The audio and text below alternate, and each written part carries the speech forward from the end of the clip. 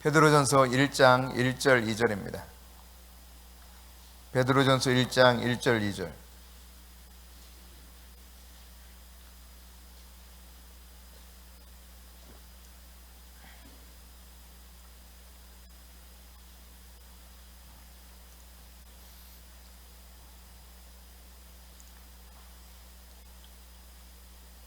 함께 하나님 말씀을 받들어 읽습니다. 예수 그리스도의 사도 베드로는 본도, 갈라디아, 갑바도기아, 아시아와 비두니아에 흩어진 나그네 곧 하나님 아버지의 미리 아심을 따라 성령이 거룩해 하심으로 순종함과 예수 그리스도의 핏보림을 얻기 위하여 택하심을 받은 자들에게 편지하노니 은혜와 평강이 너에게 더욱 많을지어다. 아멘. 성경을 보면요, 성령 하나님, 삼위일체 하나님, 그 삼위의 하나님이 늘 함께 이렇게 거론됩니다. 오늘 여기 본문에도 보면 하나님 아버지, 성령, 예수 그리스도, 그렇죠? 이 삼위 하나님이 항상 같이 언급이 돼요. 이 삼위 하나님이 함께 활동하십니다. 천지를 창조하실 때도 그러셨죠. 하나님의 신이 수면 위에 운행하셨고, 요한복음에 보니까 그 창조하시는 그 일을 주님이 함께 하셨다고 말씀하고 있습니다. 주님이 하셨다고 말씀하고 있어요. 근데 최초의 하나님이 그렇게 성삼위 하나님이 함께 거명될 뿐만 아니라 거론될 뿐만 아니라 그분이 같이 동역하시면서 모든 활동에서 참여하고 계시는 것을 성경에서 계속 우리가 살펴볼 수 있어요.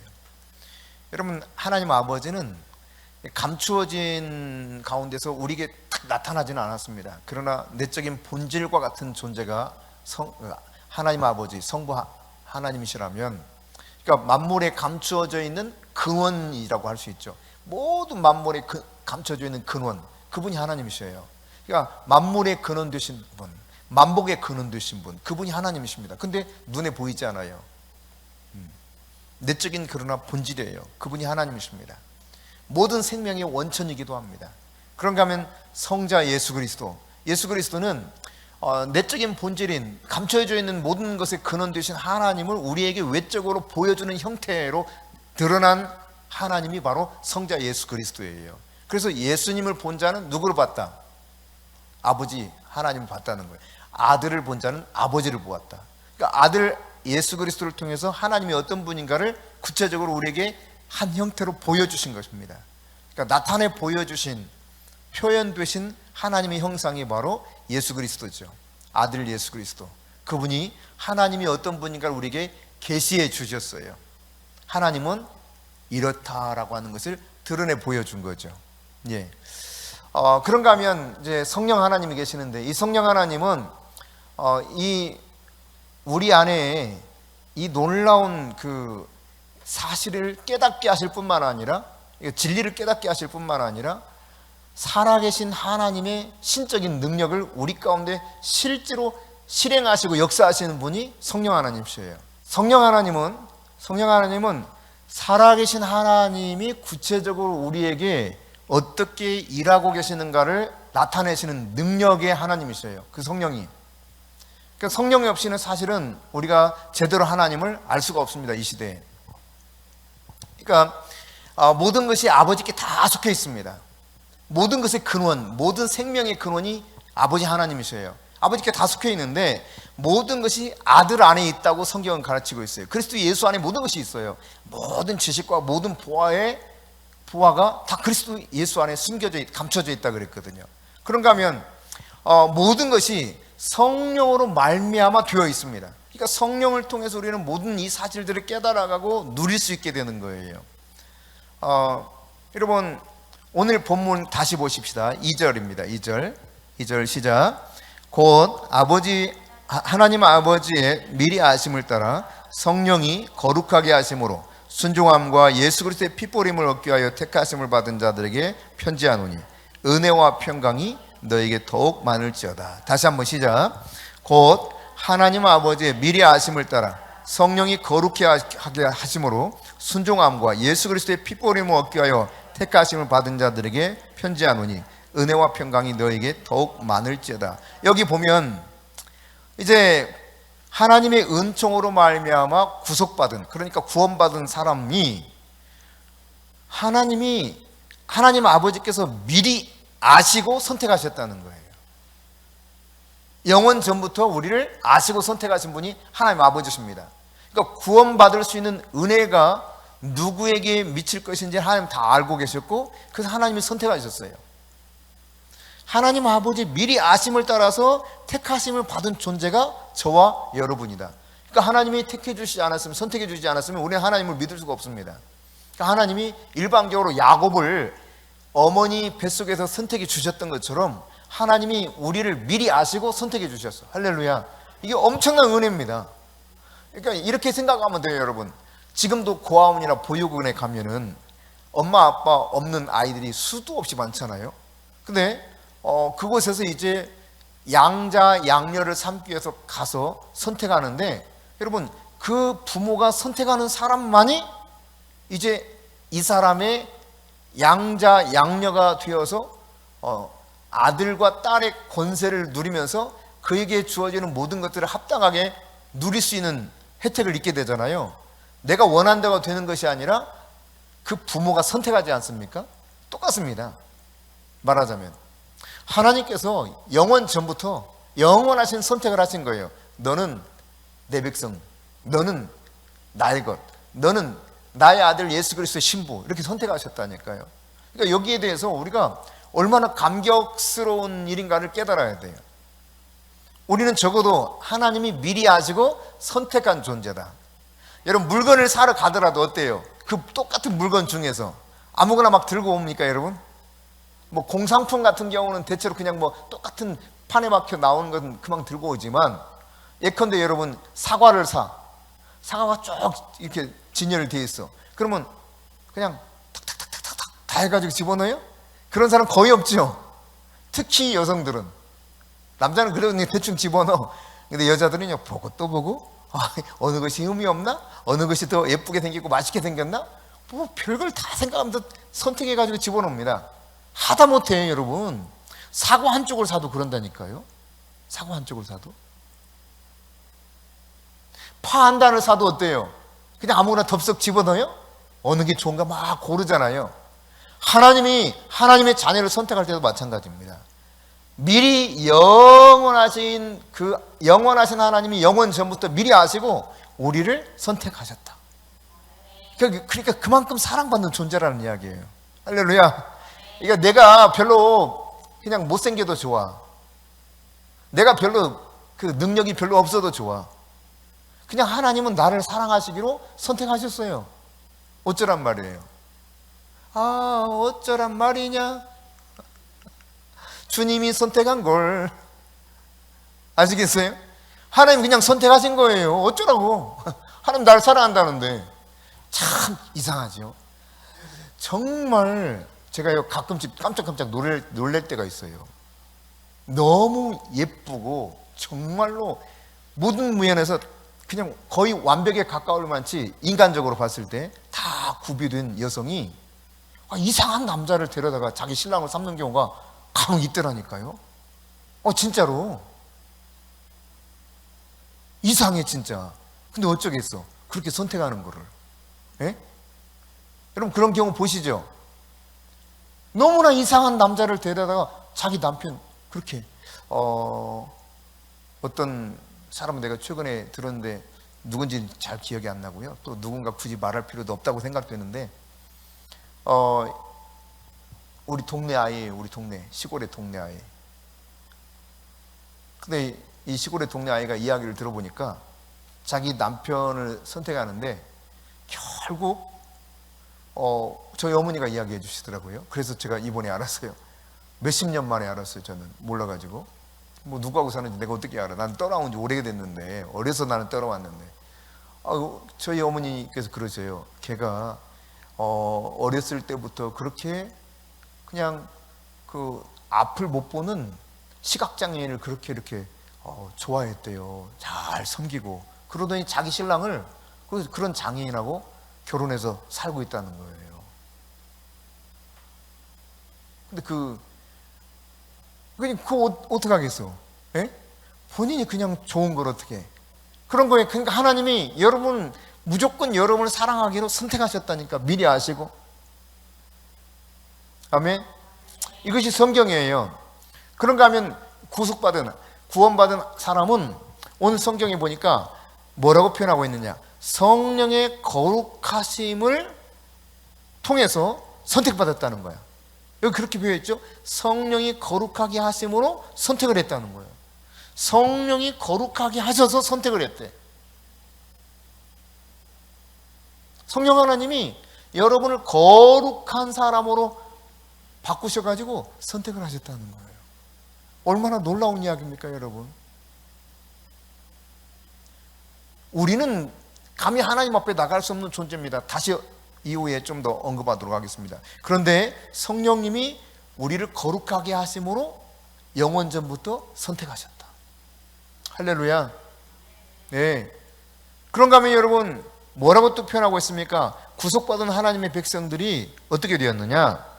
순종함과 피뿌림을 위해서 예수 그리스도가 우리를 선택하셨다는 거예요.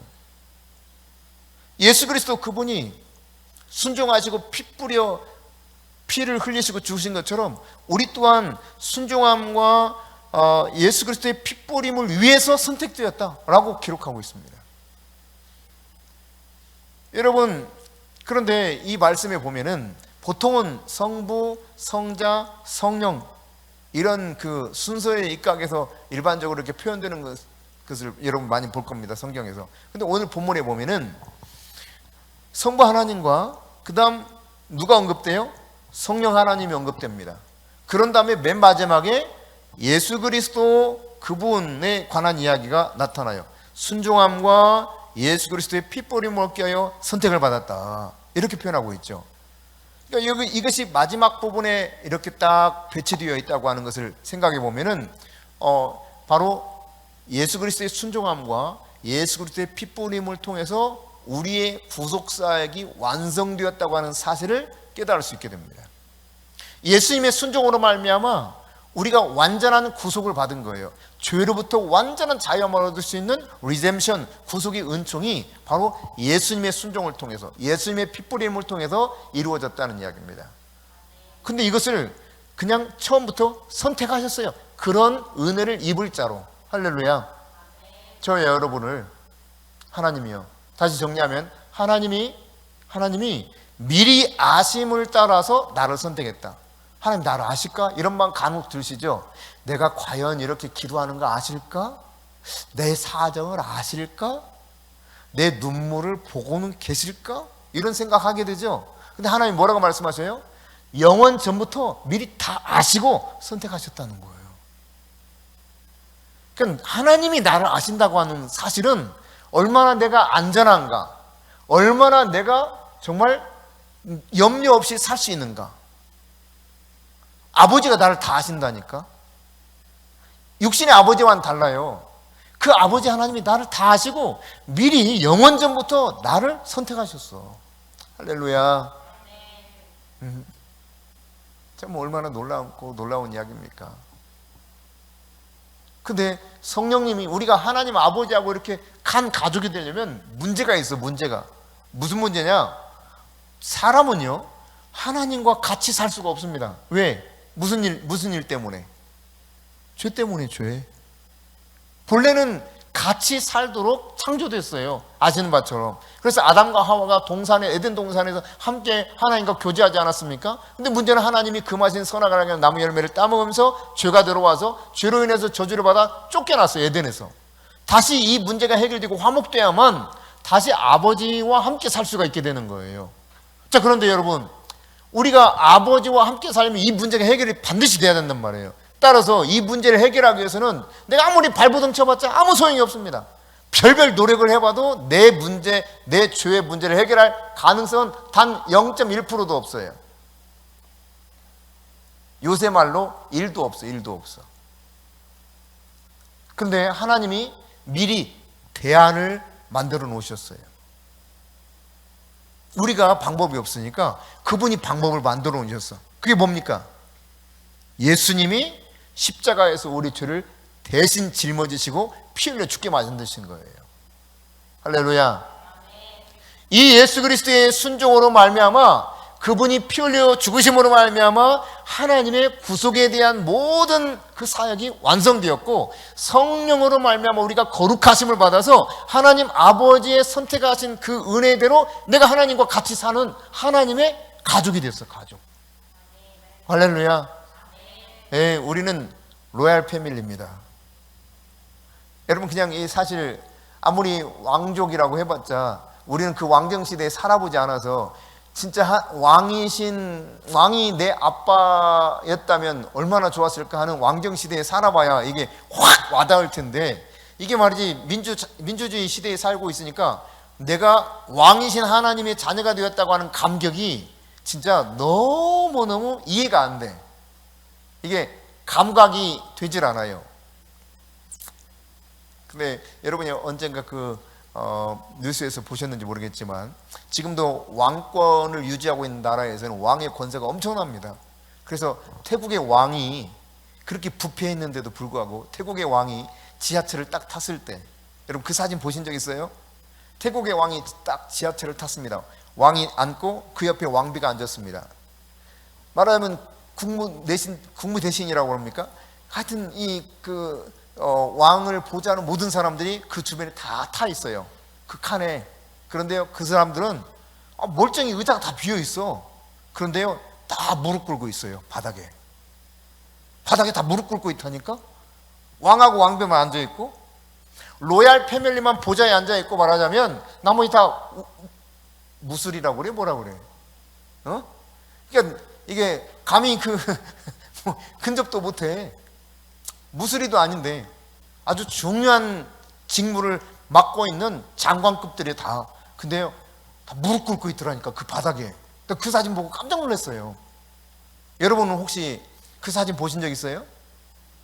한번 찾아보세요. 근데 그 사진 보고 이야, 왕의 권세가 진짜 대단하긴 하구나. 이게. 왕 앞에서 자리도 앉지 못해. 옆자리도. 우리가요, 그런데 이 세상의 왕, 그런 조그마한 나라, 그 한 일개의 나라의 왕과 비교도 할 수 없는 만왕의 왕이신 그분의 보좌에 우리가 함께 앉게 된 로얄 패밀리야. 근데 그를 어떻게 했느냐? 하나님이 미리 아시고 나를 선택했다니까? 할렐루야. 여러분, 수많은 사람 가운데 내가 하나님의 선택을 받았는데 그것도 미리 다 아시고, 응? 얼마나 놀라운 사실입니까, 여러분? 근데 아까도 말씀드렸지만 선택을 받았어도요, 죄 문제가 해결되지 않으면 하나님 앞에 감히 나갈 수가 없습니다. 근데 예수님이 이 구속사역을 완성시켰고 그 성령이 내게 들어오셔서 나를 거룩하게 하셔가지고 이제 더 이상 문제가 없이 하나님 보좌에 딱 같이 앉아서 하나님과 로얄 패밀리, 왕족으로서 권세와 그에게 주어지는 모든 것을 누리며 살 수 있도록 영원 전부터 나를 선택했다. 할렐루야. 그러니까 여러분, 그러니까 당당해야 돼요. 세상적으로 막 비춰가지고 막 기죽거 살지 말고요, 아주 당당해야 돼요. 저 뭐 없는 것이 저렇게 당당해, 이런 생각 들 정도로. 저 뭐 별 볼일 없는 게 저렇게 당당해, 쟤는 뭐야, 왜 이렇게 당당하지, 이렇게 느낄 만큼. 주눅 들지 마세요. 여러분의 아빠는 만복의 근원 되시고 만유의 주제 되시고 모든 생명의 원천 되시는 하나님 아버지라니까. 말씀 한마디로 세상 온통 다 마음대로 만드셨던 능력의 아버지가 우리가 믿고 있는, 우리가 의지할 만한 그분이셔요. 이 놀라운 사실에 대해서 성령님이 우리에게 깨우쳐 주신단 말이죠. 여러분, 그리스도인은 그런데 오늘 다시 2절 보십시다. 2절 다시 한 번만 읽어봅시다. 시작. 곧 하나님 아버지의 미리 아심을 따라 성령이 거룩하게 하심으로 순종함과 예수 그리스도의 핏보림을 얻기 위하여 택하심을 받은 자들, 그랬어요. 네. 순종함과 예수 그리스도의 핏보림을 얻기 위해서 선택됐다는 거예요. 그리스도인이라고 하는 것은 순종함과 그리스도의 핏보림을 얻기 위해서 선택된 존재입니다. 예수님이 순종하시고 예수님이 피 흘려 죽으셨던 것처럼 그리스도인은 순종함과 그리스도 예수의 핏뿌림을 얻기 위해서 하나님이 나를 선택한 존재라는 사실을, 이걸 여러분이 깨달아야 돼요. 여러분, 예수님은 하나님의 아들이시죠? 하나님의 아들이신 예수님은 하나님께서 모든 피조세계에 역사하시는 하나의 통로로 보냈습니다. 그게 아들 예수 그리스도잖아요. 그런데 이 아들 예수 그리스도가 우리에게는, 하나님께는 아들이지만 피조세계에 보냄받은, 그래서 피조세계에서 하나님이 어떤 분인가를 보여주고 역사하는 아들이었지만, 하나님의 입장에서는, 우리 입장에서는 어떠냐? 우리 입장에서는 피조물인 우리로 하여금 하나님 그분 앞으로 나아갈 수 있게 하는 중보자예요. 중보자. 그분이 중보해 주시지 않으면 우리 하나님 아버지 앞에 갈 수가 없어요. 근데 예수님이 우리 중보자가 되어주신다니까. 제가 다 갚았잖아요. 예수님 중보하시는 거예요. 할렐루야. 예수님이 핏버림을 통해서, 순종함과 핏버림을 통해서 우리가 해결해야 될 모든 문제를 다 해결해 놓으시고 중보하고 계신다고요. 지금도 여전히 하나님 보좌 우편에 앉으셔서 우리를 위해서 중보하고 계신다고 성경이 가르쳐주고 있습니다. 그러니까 다시 말씀드립니다. 아들 예수 그리스도는 하나님께는 하나님이 어떤 분인가를 이 세상에 드러내시고 하나님의 능력이 무엇인가를 보여주는 아들이라면, 우리에게는 하나님 아버지를 우리가 마음껏 나아갈 수 있도록 만들어주는 중보자예요. 중보자. 그러니까 예수님 없이 우리는 도저히 하나님께 나갈 수가 없어요. 아까 말씀드렸던 것처럼 죄 문제 때문에. 그런데 여러분, 이 선택이 거듭 말씀드립니다만 영원하신 선택이야. 미리 다 하셨어. 미리. 할렐루야. 여러분, 다 알고 계신 분이 계신다니까. 근데 그분이 나를 너무너무 사랑해. 나보다 그분이 나를 더 잘하실 뿐만 아니라 내가 나를 사랑하는 것보다 그분이 훨씬 더 사랑해. 얼마나 사랑했느냐? 그 사실을 로마서 5장 8절에서 말씀하시기를, 우리가 하나님을 알지 못했을 때, 우리가 주 가운데 살아갔을 때 우리를 향한 자기의 사랑을 어떻게 확증시켰다? 자기 아들을 십자가에 죽이심으로, 야, 내가 너 이렇게 사랑해, 이거를 확증시켰다 이 말이에요. 제가 여러분을 사랑한다고 말할 수 있습니다. 이 사랑이 얼만큼 여러분에게 전달되고 느껴지느냐는 각자 다를 수 있겠지만, 그러나 제가 여러분 사랑합니다 이렇게 말하는 것이 거짓은 아니에요. 여러분 사랑합니다. 그런데요, 제가 아무리 여러분을 사랑해도 내 아들 수근이를 십자가에 못 박아서 죽여서 내가 이만큼 더 사랑해, 당신 사랑해, 이렇게 표현 못해요. 저는 그럴 자신은 없어요. 물론 하나님이 저를 강권적으로 막 제 속에서 막 역사해가지고 그렇게 하면 그때는 혹시 모르겠는데, 인간적으로 도저히 그건 안 돼. 그 속썩이는 인간이 죽는 게 낫지. 말하자면 그런 거예요. 우리 아들이 죽는 것보다 그 속썩이는 인간이 하나 사라지는 게 낫지. 그렇게 생각할 거 아닙니까? 근데 말이죠, 원수야, 원수. 우리가 원수 되었을 때 하나님은 우리를 사랑하신다고 자기 아들을 십자가에 못 박아 죽였어요. 그리고 원수가 아닌 내가 너 사랑해, 연인 사이로 바꿔버렸죠. 완전한 뭐라고 해야 돼요? 그냥 원수에서 반대말 뭐라고 해야 가정 좋지?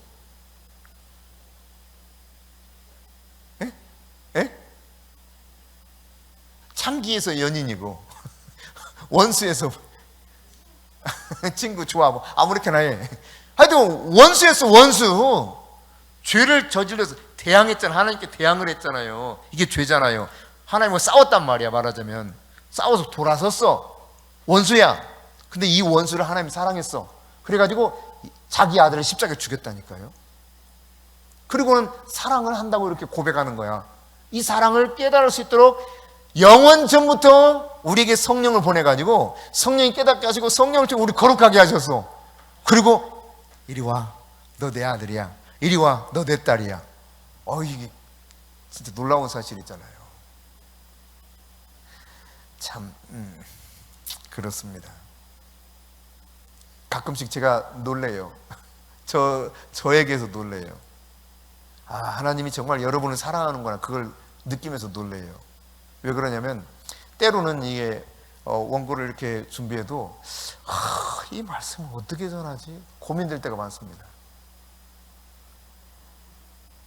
그래서 이 말씀을 어떻게 전해야 이 사람들이, 성도들이 이 말씀 안에서 진리를 깨닫고 하나님의 사랑을 온전히 받아들일 수 있을까? 근데 사실 지금까지 여기까지 말씀드린 거는 제가 준비한 건 3분의 1도 안 돼요. 그냥 몇 자 적어놨는데 막막해서 이걸 어떻게 설명하면 좋을까? 근데 성령님이 여러분을 너무 사랑하시는 거예요. 그래서 여러분이 알아들을 수 있도록 막 제 입술을 통해서 막 말을 하시는 거예요. 제가 강단에 올라올 때 그냥 이렇게 하나 들고 올라오잖아요. 이게 몇 자 안 적혀 있는 거거든요. 그래서 사실 뭐 하고 싶은 이야기들을 다 낱낱이 기록해 가지고 오는 게 아닙니다. 저는 이런 식으로 설교한 지 오래돼 가지고 예전에 일일이 토시 하나 안 틀리게 새벽기도 다 썼어요. 일일이 타이프하고 글씨 한자까지, 거기다가 표시까지 했어요. 여기서는 억양을 이렇게 높여야 된다, 이렇게 다 해가지고 제가 설교를 했습니다. 근데 어느 순간부터 하나님이 설교하는 방법을 바꾸어 주시고 그냥 이렇게 하시면서 이런 방법으로 진행해 오셨는데, 때로는요 두려울 때가 있어요. 이거 가지고 가서 무슨 말 하지? 큰일이네. 참 이걸 전달하긴 해야 되는데 어떻게 해야 되지? 오늘 또 막막했어요. 사실은 이걸 어떻게 하면 잘 전달할 수 있을까? 참 고민이네. 네. 근데 아주 훌륭한 우리 스승 되신 성령님이 여러분을 너무 사랑해서 여러분에게 아주 잘 알아들으시도록 참 기가 막히게 풀어주고 계십니다. 할렐루야. 여러분, 우리가 그리스도 안에서 그리스도를 통해서 하나님 아버지께 언제든 나아갈 수 있도록 하셨는데, 하나님이 우리를 향한 계획하신 큰 목적 가운데 이보다 더 큰 건 없어요. 하나님이 우리를 위해서 많은 것들을 계획하셨겠지만, 하나님이 목적하신 바 중에 가장 큰 목적은 뭐냐? 우리가 예수 그리스도 안에서 예수 그리스도를 통해서 하나님 아버지 앞에 언제든지 가가지고 마음껏 친밀하게 지내게 하는 거, 이게 아버지께서 우리를 향해서 계획해 놓으신 가장 큰 거예요. 사람들은 그런데 아버지 손만 봐. 아버지 손. 아버지가 돌아왔어. 아버지 안겨야 되는데 어렸을 때는 이런다. 근데 좀 크면요, 아버지는 아버지 뭐 오늘 안 들고 왔나? 손만 봐. 아버지가 오늘 뭐 안 주시나? 이것만 본다니까. 안 주면 돌아서요. 하나님을 믿을 때도 그래요. 여러분, 하나님 제대로 딱 만났을 때는 그 감격 속에도 아버지 하나님만 생각해도 막 눈물이 나요. 주님만 있어도 모든 것이 다 있는 것으로 실제로 믿어져요. 두려움이 없어요. 근데 이 관계가 점점 소원해지면 늘 뭐에 촉각이 곤두서 있냐면, 아버지가 나 뭐 안 주시나? 아버지가 나 이렇게 뭐 안 해주나? 이것만 생각해요. 이게 종된 습관 속에서 살아가는 거거든요. 내가 이만큼 일했는데 나한테 왜 이러시나? 이런 마음을 가지는 거예요. 여러분, 아버지께 누구 거?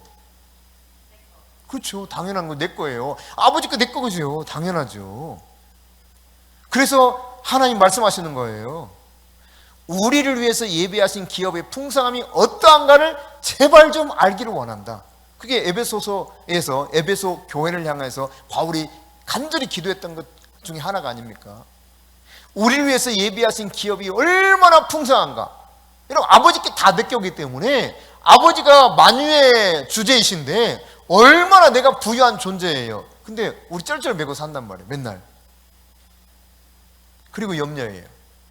인생의 염려로 가득 차 있어. 주님의 계획이 아닌 내 계획으로 가득 차 있어. 그러니까 주님을 맛볼 수가 없는 거예요. 주님을 더 깊이 누릴 수가 없는 거예요. 그럼 여러분 깨달으십시오. 하나님이 영원하신 선택을 하셨다는 말은 예수 그리스도 안에서 예수 그리스도 통해서 하나님께 나아가게 하는 것보다 더 큰 목적이 없다는 사실이에요.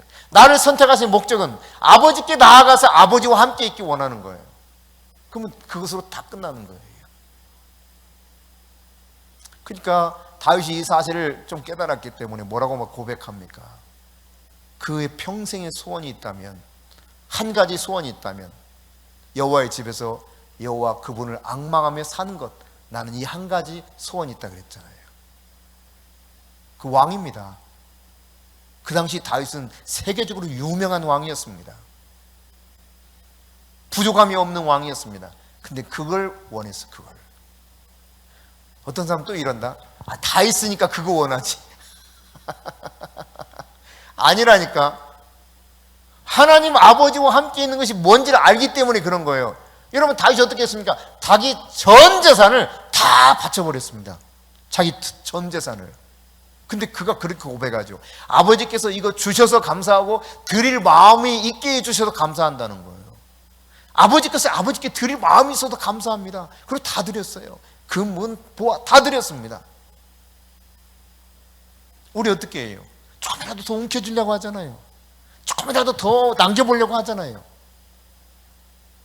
아버지를 위해서 얼마나 그가 아버지의 집을 지키기를 원했습니까? 근데 다윗아, 너는 안 돼. 네가 전쟁을 많이 해서 피를 너무 많이 흘렸으니까 너는 안 돼. 네 아들 솔로몬에게 지게 할게. 근데 거기서 다윗이 알았습니다. 아이고 서운한데 잘 됐네 뭐. 노세 한 살이라도 더 젊어서 노세 이러질 않았단 말이에요. 그리고 어떻게 합니까? 그걸 남겨놔가지고 몽땅 다 성전 건축하는데 다 들여버려요. 그리고 그가 평생 소원은 내 평생 소원 이것뿐 주의 일 하다가 주의 일 안 해도 돼. 주님은 주의 일 뭐 많이 하는 것보다요 뭘 원하느냐? 너 나하고 좀 가까이 있을래? 그리스도 안에서 그리스도를 통해서 우리에게 행해 주신 가장 위대하신 그분의 은혜, 가장 그분이 원하신 가장 큰 목적, 그건 주님과 함께 있게 하는 거예요. 아버지와 함께 있게 하시는 거예요. 아버지께로 나오는 거예요. 아버지께로. 내 마음 중심이 늘 아버지와 함께 하는 거예요. 여러분 아버지와 늘 함께 있으면서도 아버지의 부재를 느끼면서 살아가는 자녀를 생각해 보세요. 얼마나 불쌍해요. 아버지 늘 있는데 아버지가 이 속에 없어. 그러면 이 아들은 어떻습니까? 굉장히 외로움을 느낍니다. 때로는 굉장히 두렵습니다. 어떻게 할지를 모릅니다. 근데 아버지가 계시는데 아버지를 전혀 누리지도 못하고 인식도 못하고 두려워하기만 하고 혹은 미워하기만 하고 살아간다 가정해 보세요.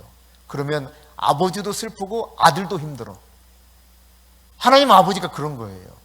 아버지 우리가 늘 동행하시거든요. 아버지 함께 있기 원하시고, 근데 예수 그리스도 안에서 예수 그리스도 통해서 그분이 원하시는 진짜 영원하신 선택 중에 가장 최고의 목적은 그 하나님과 어떻게 하는 거다? 함께 있는 거. 함께. 할렐루야.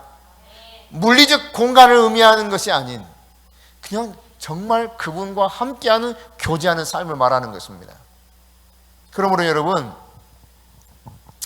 이 예수 그리스도를 통해서 예수 그리스도 안에서 여러분이 하나님께 나아가서 하나님과 함께하는 그 은혜를, 그 축복을 누릴 수 있기를 바랍니다. 그러기 위해서는 뭐가 전제되었느냐? 바로 예수 그리스도의 순종함과 핏뿌림이 전제되었다는 사실이에요. 근데 여러분 이 예수 그리스도의 핏뿌림은 결국 하나님의 사랑 속에 들어있는 모든 축복을 나에게 누릴 수 있게 하는 권세와 합당한 어떤 상태를 만들어주는 거예요. 만일에 예수 그리스도의 핏뿌림이 나에게 없다 그러면 내가 합당한 존재가 못 돼. 왜? 더럽고 추한 이 죄 문제가 해결이 안 됐기 때문에. 핏뿌림이, 예수 그리스도의 핏뿌림이 있어야 내가 그 죄가 사라지고 화목하게 된 관계 속에서 하나님께 합당한 상태로서 하나님께 나갈 수 있는 거예요. 더불어서 내가 그분의 축복을 누릴 수 있는 권세가 나에게 주어지는 거예요. 이것을 위해서 예수님이 우리를 대신하여 피를 뿌리시고 죽으신 겁니다. 그래서 주님은 이 예수 그리스도의 핏뿌림이 우리에게 있기를 원하셨어요. 자, 그런데 여러분 이런 사실들에 대해서 성경이 얼마나 곳곳에서 이것을 분명히 증거해 주는지 모릅니다. 전에 멀리 있던 너희가 그리스도의 피로 가까워졌느니라 이렇게 말하거든요. 에베소 교회의 표현. 전에 멀리 있던 너희가 그리스도의 피로 가까워졌느니라. 죄는 멀어지게 만듭니다. 죄는 숨게 만듭니다. 수치를 느끼게 만들고 두렵게 만듭니다. 근데 그리스도의 피가 이제 더 이상 거리낌이 없이 아주 하나님과 언제든지 가까이 갈 수 있는 이 길을 확 열어놓은 거예요. 예수의 피를 힘입어 성소에 들어갈 담력을 얻었다. 히브리서 기자가 말하지 않습니까? 여러분 이 성소는 지성소를 말하거든요. 예수님의 피 때문에 지성소 들어간단 말이에요. 여러분 구약 시대에도 짐승의 피를 잡아서 언약궤 앞에 뿌리고 옆에 뿌리고 해서 지성소 안으로 들어가서 하나님과 독대하는 대제사장의 모습을 보여주고 있죠. 우리가 예수 그리스도의 핏뿌림을 통해서 우리가 그 힘을 입어 성소, 즉 지성소 안에 하나님의 임재 안에 깊이 들어갈 수 있다는 사실이에요. 이게 성경이 증거하고 있는 겁니다. 그가 자기 피로 말미암아 우리를 죄에서 깨끗하게 하셨다. 하나님 말씀이 하나님 말씀. 할렐루야. 예수님 피 때문에 우리가 깨끗해졌어요. 염소와 황소의 피가 너희를 깨끗하게 하거든 하물며 그리스도의 피가 어찌 너희 양심을 죽은 행실에서 깨끗하게 하고 살아있어서 하나님을 섬기지 못하게 하겠느냐 그랬어요. 여러분 그렇습니다. 짐승의 피로 용서를 받을 수 있었던 과거의 역사들이 있었다면 흠도 없고 점도 없는 아들 예수 그리스도의 피가 우리를 어떻게 깨끗하지 못하게 만들고 우리 양심이 더러운 죄로 그렇게 살아가게 만들겠냐는 거예요. 여러분 이것이 성경입니다. 할렐루야. 우리 양심과 마음에 이렇게 행해 주신 예수 그리스도의 핏뿌림의 이 놀라운 효과, 엄청난 이 복된 효과가 결국은 하나님과 교제 안으로 들어가게 만든다는 이야기입니다. 여러분 이런 생각해 보세요. 뭐 아무리 레임덕이 있어도요, 지금도 청와대에 들어가 가지고 자리 하나 준다 그러면 사람들 들어가려고 할까 안 들어가려고 할까? 당연히 들어가려고 하겠죠. 다음 정권에서는 들어갈 수가 없어. 이번 정권에서만 들어갈 수 있어. 들어갈지라도. 그러면 기껏해야 뭐 얼마 안 남았지만 뭐 그래도 부르면 뭐 짧은 기간이라도 내가 가서 있는 것을 선택하는 사람이 수도 없이 많을 겁니다. 저희 후배 중에 하나가 형, 저는 목사가 되고 싶어요 그래요. 내가 목사하지 마. 너는 목사하지 말고 그냥 평신도로 있어. 내가 그렇거든요. 나도 형 목사 되고 싶어. 뭐하러 그러려 해? 목사 타이틀을 얻고 싶대. 목적은 그거야. 자기 목회하고는 쉽진 않대. 목회는 싫대. 목회는 싫은데 목사 타이틀을 좀 얻고 싶대. 이런 후배가 있어요. 형 나도 목사 되고 싶어. 뭐하러 목사 되려고 그래? 평신도로 사역하지. 너는 목사보다 평신도 사역이 어울려. 그래. 그래도 있잖아. 타이틀이 중요하잖아.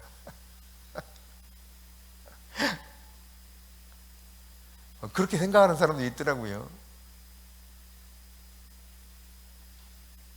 근데 여러분, 우리가 아까 청와대 이야기하다 말았는데, 여러분 청와대에 들어가려고 해도 거기 합당한 뭔가 조건이 있고 오케이 해야 들어갈 수 있지 않습니까? 하물며 여러분 왕족이 되는 거예요. 왕족. 입양돼 가지고 왕족이 되는 거야. 그러면 원하는 조건이 딱 성사돼야, 합당해야 그래 내 아들 내 딸 인정할게 할 거 아니에요. 이 합당한 조건이 뭐라는 것입니까? 바로 죄 문제가 해결돼야 돼요. 죄 문제가 해결되기 위해서 거듭해서 말씀드리지만 예수 그리스도의 순종함과 그분의 핏뿌림을 통해서 우리가 핏뿌림을 얻기 위해서 선택되었고, 그로 말미암아 우리가 하나님 앞에 나아갈 수 있는 자격이 얻어져서 합당한 존재가 됐어요. 그뿐만 아니라 하나님이 예비해 놓으신 모든 복을 누릴 수 있는 권세가 주어지는 거예요. 할렐루야. 이게 바로 예수님의 핏뿌림의 효과입니다. 엄청난 거잖아요. 그러니까 과거에 짐승의 피를 뿌려도 죄를 용서받고 하나님 앞에 임재 안에 들어갈 수 있었다니까요. 하나님의 응답을 받을 수 있었어요. 근데 아들이신 예수님의 피의 효과는 어마어마하다 말이죠. 이것은 단번에 영원한 제사야. 다시 그런 제사를 드릴 필요도 없어요. 그분이 그냥 한 번 드린 것으로 다 끝이 났어요. 우리는 그것을 받아들이기만 하면 더 이상 그런 번거로움 또 어려움 전혀 우리가 겪을 필요가 없다는 이야기입니다. 그렇습니다, 여러분. 이런 놀라운 영원하신 선택을 하나님이 염두에 두시고 그분이 하신 두 가지가 바로 이거예요. 예수님의 순종함과 핏부림. 우리를 그렇게 합당한 존재가 만들기 위해서 하나님이 예비하시고 선택해 놓은 방법이 이 두 가지라고요. 뭐? 순종함과 핏부림. 이것을 통해서 우리가 그렇게 하나님의 보좌에 마음껏 들락날락하면서 하나님과 교제하고 합당한 자로, 아들과 딸로 살아갈 뿐만 아니라 내게 주신 권세와 능력 가운데 살 수 있는 존재로 완전히 바뀌어버렸다. 할렐루야. 예, 그렇습니다. 이처럼 여러분, 순종함과 핏부림은 때려야 뗄 수 없는데, 이걸 조금만 더 설명하면, 부연해서 설명하면, 예수님이 빌립보서에 보니까 죽기까지 복종하셨대요. 즉 철저히 순종했다는 이야기입니다. 그래서 죽기까지 복종하시고 순종하심으로 피를 흘렸어요. 그러니까 순종과 핏부림은 자연스럽게 하나에 하나, 이거 분리될 수가 없는 거예요. 이해되세요? 네, 그렇습니다. 그런데 그분이 그렇게 순종하시고 피 흘려 주셔서 우리로 하여금 하나님의 보좌 앞에 나갈 수 있는 은혜를 주셨는데, 우리를 선택해 주셔서 그분이 하시는 일 가운데 하나는 뭐냐? 우리 또한 그분의 발자취를 쫓아오면서 순종함과 핏부림을 얻도록, 그렇게 하도록 우리를 선택했다는 사실입니다. 자, 이 사실에 대해서 우리가 조금 더 진지하게 생각할 필요가 있습니다. 그러니까 예수님의 순종이 없었다면 예수님 피 흘리시는 일이 없었겠죠? 그러면 여러분, 만일 순종이 빠져버렸어, 피만 흘렸어, 그러면 그 피에, 예수님의 피에 능력이 있을까 없을까? 다시 질문해 볼게요. 잘 생각해 대답해 보세요. 하나님 말씀에 순종 안 했어, 예수님 피를 흘렸어, 그 피에 능력이 있을까 없을까? 네? 아니, 그냥 여러분 틀려도 괜찮아요. 너무 긴장하지 마시고 다시 질문할게요. 마지막 한 번이야. 다시 질문할게요. 질문 간단해요. 순종함은 없어, 근데 피를 흘리고 죽었어. 피에 능력이 있을까 없을까요? 헷갈리네. 자, 있다. 뒤섞여서 들리는 것 같아가지고. 있다 하나도 없어? 없다.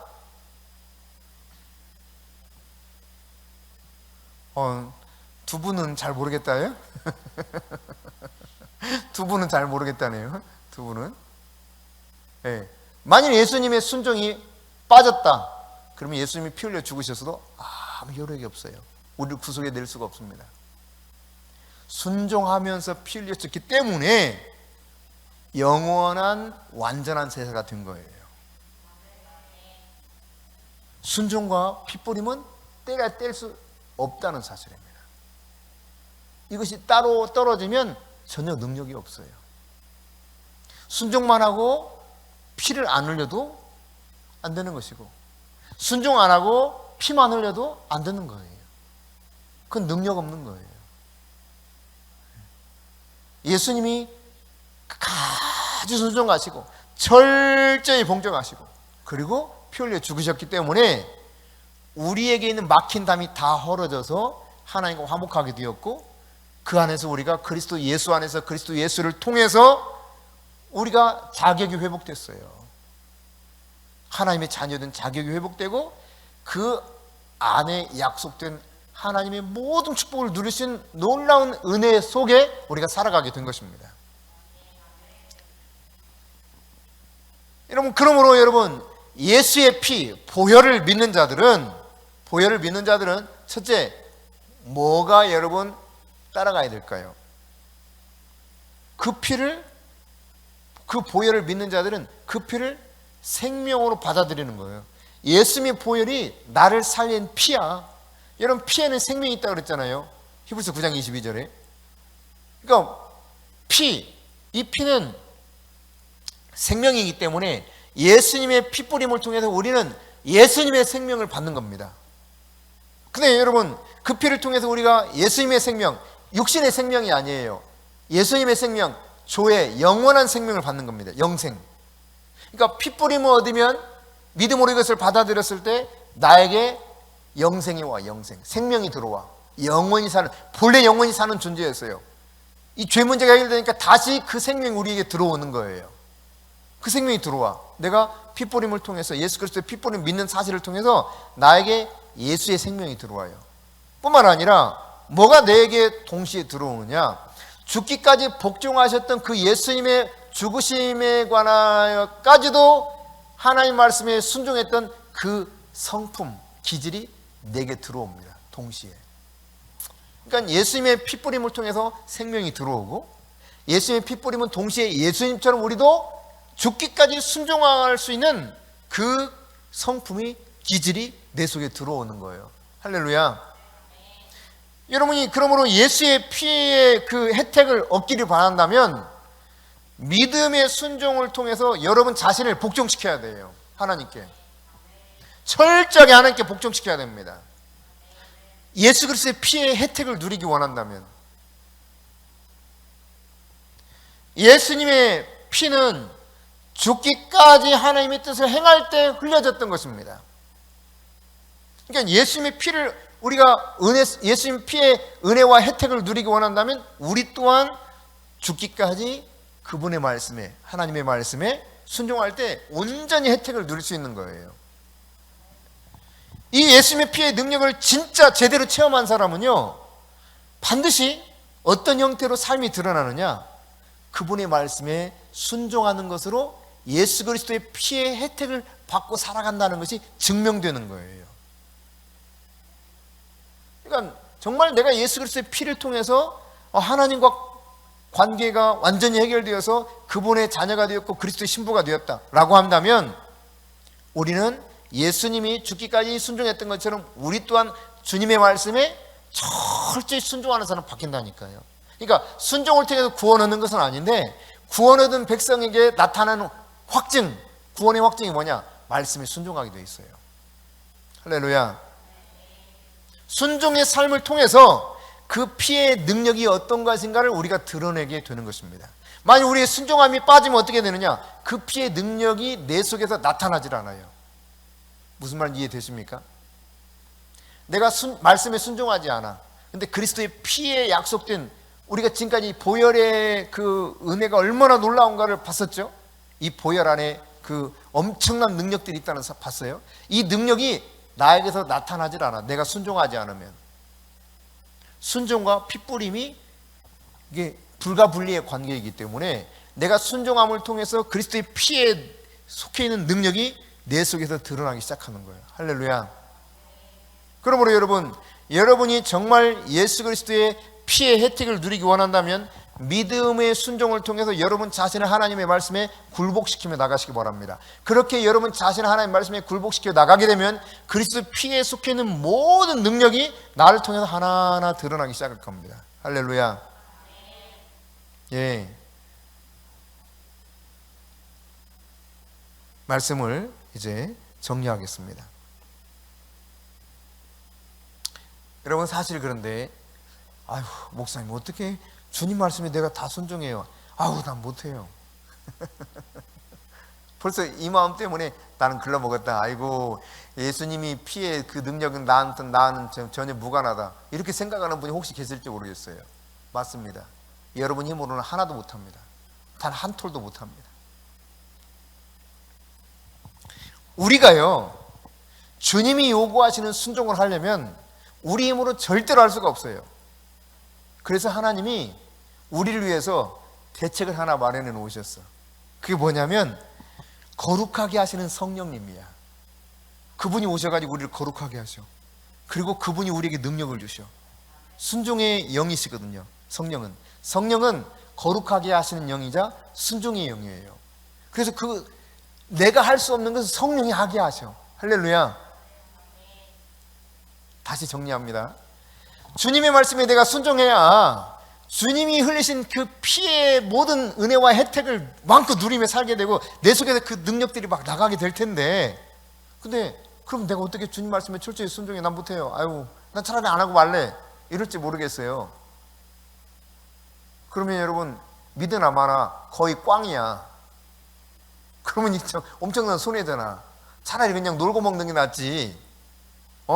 와가지고 맨날 예배 드린다고, 기도한다고, 헌신한다고, 무슨 소용이 있겠어요. 근데요, 하나님이 대책을 마련해 놓으셨다니까. 성령님을 예비해 놓으신 거예요. 거룩하게 하신 성령님을. 성령, 이 말은 거룩할 성자, 영영자예요. 이 거룩한 영이다, 이 말이 성령입니다. 그래서 영어는 Holy Spirit 이렇게 되어 있죠.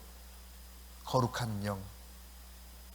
거룩한 영이 우리에게 거룩하게 하셔요. 근데 이 성령은 순종의 영이야. 철저히 하나님 아버지께 순종합니다. 예수 그리스도를 드러내는, 예수 그리스도의 영광을 위해서 사는, 존재하는 것이 바로 성령님이십니다. 그래서 성령님이 내 안에서 계시면 그분이 내주하시는 성령님을 우리가 인식하고 성령님을 늘 인정하면서 성령님을 따라 살게 되면 자연스럽게 그분의 능력 안에서 순종하게 하시는 영이신 그분이 나로 하여금 순종하게 만들어요. 억지로 흔히 이런 표현을 사람들이 써요. 순종이 안 되면 복종이라도 해, 이런다. 그거 틀린 말이에요. 말도 안 되는 거예요. 순종이 안 되면 복종이라도 하래. 엉터리 같은 이야기예요. 절대 그럴 수가 없습니다. 이 복종이라고 하는 것은 순종은 행위에 대해서 내가 따라가는 거예요. 그러니까 예를 들어서 기도하라 그러면 기도하는 게 순종이야. 이 순종이에요. 근데 예를 들어서 모든 권세자들에게 복종하라 그랬거든요. 로마서 13장 1절에 보니까 위에 있는 권세는 하나님께 나지 않음이 없나니 모든 권세 있는 자들에게 너희는 복종하라 그랬어요. 근데 여기 복종은 뭐냐면 하라는 대로 다 하라, 그런 의미가 아니야. 복종이라는 것은 내가 그분의 권위를 인정하고 존중하는 태도를 말하는 겁니다. 태도. 순종은 모든 것을 하라는 대로 하는 걸 말하는 거예요. 행위. 그러니까 죽으라면 죽는 때까지 가는 게 순종이에요. 근데 이제 번역할 때 막 순종과 복종으로 막 이렇게 뒤집박죽 번역을 해놔가지고 우리가 구분이 잘 안 돼. 그리고 어감상 순종보다 복종이 더 세게 보이죠. 그래서 에이, 순종 못하면 억지로 복종이라도 해, 이런다. 말도 안 되는 이야기라니까요. 다시 말하지만 순종은 행동을 하라는 대로 하는 거니까 순종은 안 해도 되는 것들이 있어요. 뻔히 죄를 범할 것을 말하는데 나의 권위자가 그것을 하라고 했는 데서 내가 하는 것은 아닌 거예요. 최종적인 권위자는 누굽니까? 하나님이에요. 하나님. 따라서 하나님의 말씀에 위배되는 것을 누군가 나에게 지시하면 해야 돼, 안 해야 돼? 안 해야 돼요. 여기는 순종할 수 없어요. 그게 이제 순종과 불순종의 개념이라면, 그런데 엉터리 없는 일, 부당한 일을 막 시킨다. 이게 사실인지 아닌지 모르겠지만 법인카드로 뭘 해라 해가지고 요즘 막 시끄럽잖아요. 근데 이제 그 7급 공무원이 속이 막 뒤집혔나 보지? 하나하나 막 까발리잖아요. 근데 사실 이 사람이 순종은 안 했어야 돼. 왜? 그게 불법이라는 것을 알기 때문에. 공무원에서 그렇게 하면 안 된다. 이게 사실이라면 전제를 그렇게 하는 거예요. 그게 사실이라면 그거 안 했어야 돼요. 자기가 설령 목이 잘려도 안 했어야 돼요. 이해되세요? 왜? 최종적인 권위자의 입장에서 봤을 때 이거 하나님 말씀에 비춰서 이거 안 되는 거야. 그러니까 목이 잘려도 안 해야 되는 거예요. 근데 했는데 그 다음 뭐예요? 하면서 속이 막 부글부글하지? 이걸 가지고 하나하나 까발린다?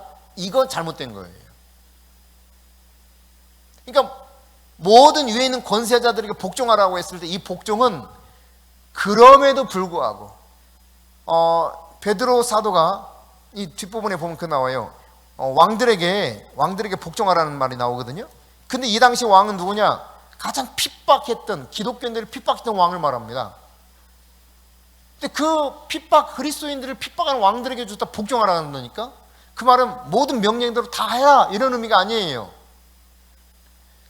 존중하는 태도로 옳은 것은 받아들이고 그른 것은 하지 않는 그 모습을, 순종의 개념에서 옳은 것은 하고 그런 것은 안 하는 것이 순종이고, 그럼에도 불구하고 부당한 일을 시키고 막 엉터리 없는 일을 막 나게 혹독하게 한다 할지라도 여전히 권세 있는 자에 대해서 내가 존중하는 태도를 가져야 된다. 그게 다윗의 모습이었어요. 그러면 이제 이해되시죠? 그게 말하자면 복종이에요. 복종하는 태도예요. 바울도 변론하다가 아이 막 했는데, 야 네가 대제사장인데 그럴 수 있어. 그러니까 뭐라 그래? 나 사실 대제사장인지 몰랐다고. 그리고 죄송하다고 말합니다. 비록 이 사람이 잘못했어, 엉터리 같은. 그래서 막 변론하다가 저 사람 저렇게 했다고 하는데 뭐 옆에서 네가 감히 대제사장에게, 그러니까 바울이 딱 바로 소위 그냥 쉽게 알아듣게 쉽게 꼬리 내리잖아요. 난 대제사장이 몰랐다. 그러나 선은 이렇고 후는 이러니 이것이 내가 마땅한 일이라고 생각한다. 이렇게 변론에 가는 과정을 보여주거든요. 그러니까 우리는요, 하나님이 요구하시는 모든 말씀에 순종할 능력이 있어 없어? 솔직히 말해봐요. 원수를 사랑하래, 너를 핍박하는 자를 축복하래, 저주하는 자를 기도해 주래, 오른밤 치면 왼밤 치면 오른밤 돌려서 치라고 그래. 안아쳐봐라, 이런 의미가 아니라는 거 아시죠? 또 그렇게 이해하면 안 돼요. 쳐봐 뭐 이거 아니에요.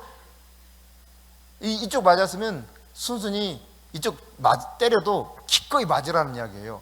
억지로 오리를 가자 하는데 기꺼이 십리를 가라. 이 말은 어떤 의미냐면, 그 당시 로마 군인들이 무거운 짐을 운반할 때 자기들이 힘드니까 지나가다가 행인이 있어. 이리라, 너 이거 짊어져. 이리 와. 오리 가. 그러니까 2kg. 자, 이거 짊어지고 가. 그러면 로마 법에 의해서 이 사람이 갔어야 돼요. 가는데 어때? 속이 뒤집히죠. 자기도 할 일이 있고, 왜 내가 이 짐을 그렇지 않아도 미워 죽겠는 저 로마인을 위해서 내가 해야 된단 말이에요. 이런 마음 생길 수 있잖아요. 근데 예수님 뭐라고 그래요? 기꺼이 십리를 갖다 짐을 날라주라는 거예요. 즐겁게. 근데 여러분, 이게 여러분 순종돼? 쉽게 되겠어요? 신혜임 선생님 잘 될 것 같아? 좀 해보죠. 노력해보지. 노력하면 된단다, 안 되는 거 없단다 그랬는데 돼, 안 돼요? 이거 안 돼. 그래서 하나님이 대책을 세워놓으신 게 뭐라고요? 성령님 거룩하게 하셔서 우리를 거룩하게 하시면 이게 하나님 말씀에 자연스럽게 순종하게 돼요. 그분이 내 안에 계시다는 사실을 늘 인정하고, 성령님 저를 도와주세요. 성령님 제가 이 말씀에 기꺼이 행할 수 있는 순종함을 주세요. 성령님이 도와주세요. 이때는 이제 다스려지기 시작하면서 그분의 능력과 은혜로 이게 되어지는 거예요. 할렐루야. 그러니까 여러분의 태도가 오만불선한 태도를 가질 수 있잖아요.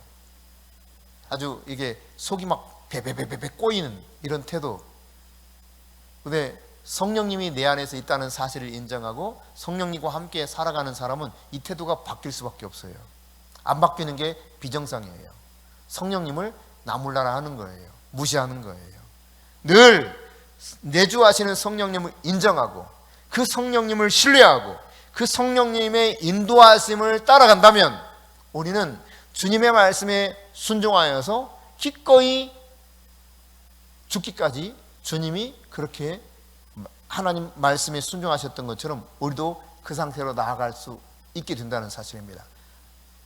이 일을 위해서도 우리를 선택하셨다라고 하는 사실을 여러분 잘 기억하시고, 오늘 진리의 말씀 속에서 순종함과 핏부림은 불과 분리의 관계 속에서 우리에게 주어진 엄청난 은혜요, 놀라운 진리라는 사실을 잘 깨달을 수 있기를 바랍니다.